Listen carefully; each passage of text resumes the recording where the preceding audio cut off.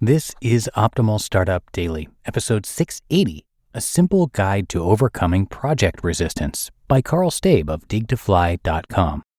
And I'm Dan. I am your personal narrator here on Optimal Startup Daily, and I'm going to jump right into our post today as we optimize your life. A Simple Guide to Overcoming Project Resistance by Karl Staib of dig2fly.com. Did you ever notice how you're just resistant to some projects? You may have a 10-day deadline and you don't start on it until day 5. You think this will allow you to do some other stuff you've wanted to work on. The problem is you end up trolling the internet or doing stuff that doesn't matter that much. You've convinced yourself of the advantages of procrastinating, and it backfires again and again.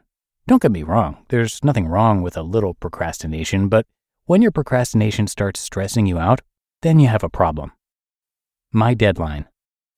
Last month, I was on a deadline to interview 5 people by the end of the month.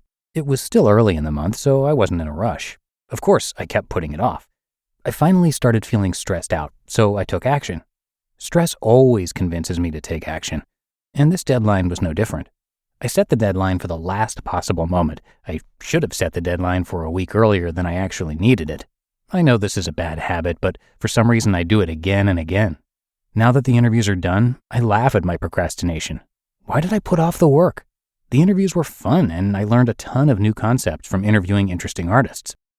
I learned a few lessons I want to share with you. Underlying issues. Maybe you don't want to do this thing. Yes, it's that simple.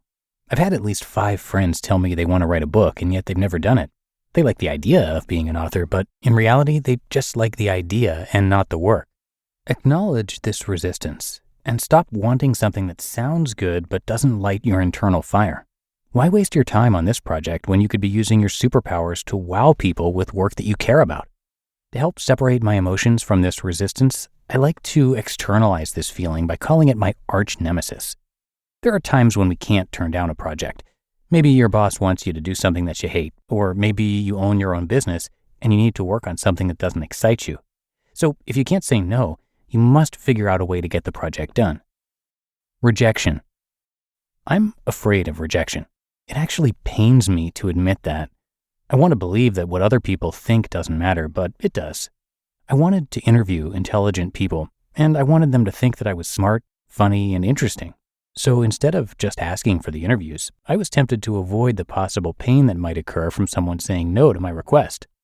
You often hold back from starting that thing that you would love to do because you are afraid of what other people might think. You are a social creature and you want to be liked. Social rejection actually hurts, so even the possibility of social rejection makes us shy away from carrying out the action. It feels easier just to avoid the work. Rejection 2. Yes, it also sucks to work your butt off on a project only to have other people fail to reflect your enthusiasm.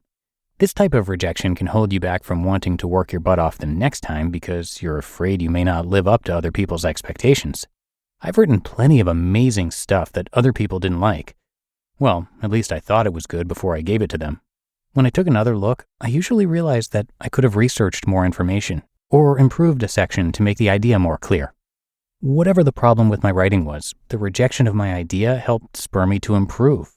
The reality is that we need to practice feeling uncomfortable more often in order to do amazing work. I'm talking about the type of work that pushes us outside our comfort zone.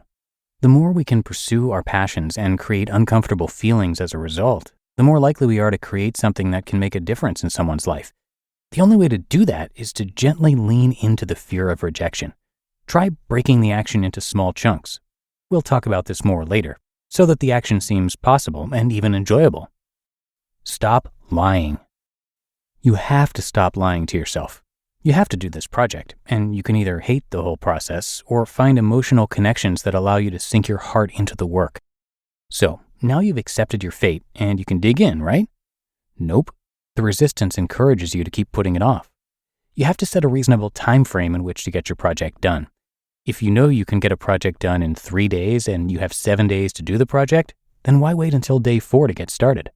You have to remember all those times that you waited and stress came down on you like a hippopotamus. If you need a little fun before you start the project, then start on day 2 and expect to finish on day 6. This honesty will reduce your stress and increase your happiness. Develop a catch system. If you notice yourself procrastinating, what do you do to transition back into productive work? You must be more aware of catching yourself slacking off. If you allow yourself to procrastinate too much, you'll never meet your deadline. When I take a break on a big project day, I set a timer for each chunk of task that I need to complete. I refuse to let myself indulge in procrastination for too long if I have important work to do. You must have a method to keep yourself on track. This takes self-discipline, but it's worth the effort if you can significantly reduce your stress. Motivate through small chunks. Too often, I catch myself looking at a project as if it's this giant mountain that I can't overcome. When this happens, I step back, take a short walk, and think about the most important chunk of the project that I can do. I only allow myself to focus on this one task. I put my huge list aside and ignore it for the rest of the day. I know it's only going to make me feel weak. When I'm done with that task, I go for a short walk and think about my next task. I do this again and again and again until my confidence comes back. Release the bear hug. When you're procrastinating, you are letting your fear bear hug your motivation. To deal with your project resistance, you must not be afraid of the consequences. If you are too afraid of what negative things will happen instead of the positive results of taking action today, then you'll never get your work done. You just listened to the post titled A Simple Guide to Overcoming Project Resistance by Karl Staib of dig2fly.com.